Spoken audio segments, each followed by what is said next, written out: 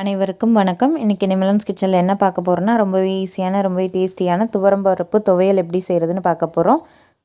இந்த துவையல் செய்கிறதுக்கு ஒரு வாணலி எடுத்திருக்கேன். அதில் கொஞ்சமாக எண்ணெய் சேர்த்துக்கிறேன். எண்ணெய் சூடானதும் அதில் ஒரு 5 வரமிளகாய் சேர்த்துக்கிறேன். வரமிளகாயை நல்லா வறுத்து எடுத்துக்கோங்க.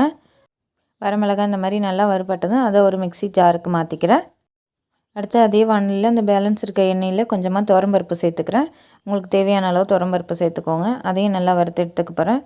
துவரம்பருப்பு நல்லா வறுபட்டு கலர் மாறுற அளவுக்கு நல்லா வறுத்து எடுத்துக்கோங்க. இப்போ பாருங்கள், துவரம்பருப்பு நல்லா வறுபட்டுருக்கு. இதையும் நான் அந்த மிக்ஸி ஜாருக்கே மாற்றிக்க போகிறேன்.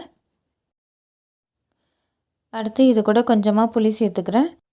1/2 ஸ்பூன் ஜீரகம் சேர்த்துக்கிறேன். கொஞ்சமாக மிளகு சேர்த்துக்கிறேன். 3 பல் பூண்டு சேர்த்துக்கிறேன். அடுத்து இது கூட ஒரு 1/2 கப் தேங்காய் சேர்த்துக்கிறேன். உங்களுக்கு தேங்காய் தேவையான அளவு சேர்த்துக்கலாம். நான் 1/4 கப் துவரம்பருப்பு எடுத்தேன். நான் 1/2 கப் தேங்காய் சேர்த்துக்கிறேன். உங்களுக்கு தேங்காய் டேஸ்ட் எந்தளவு பிடிக்குமோ அதுக்கேற்ற மாதிரி தேங்காயோட அளவை கூட்டி குறைச்சி சேர்த்துக்கலாம் நீங்கள். இப்போ இந்த துவையலுக்கு தேவையான உப்பு சேர்த்துக்கிறேன். இது கூட கொஞ்சமாக தண்ணி சேர்த்து இந்த மிக்ஸி ஜாரில் ஓட்டி எடுத்துகிட்டு வர போகிறேன். பாருங்கள், துவையல் நல்லா அரைப்பட்டு ரெடியாகி வந்திருக்கு. நீங்கள் உப்பு செக் பண்ணிக்கிட்டு வேணும்னா திரும்ப உப்பு சேர்த்து அரைச்சி எடுத்துக்கலாம். அவ்வளோதான் ஃப்ரெண்ட்ஸ், ரொம்பவே சூப்பரான துவரம்பருப்பு துவையல் ரெடி ஆகிடுச்சு. இது சாதத்து கூட நல்லெண்ணெய் சேர்த்து சாப்பிடும்போது ரொம்பவே டேஸ்ட்டாக இருக்கும். குழம்பெல்லாம் கூட தேவைப்படாது.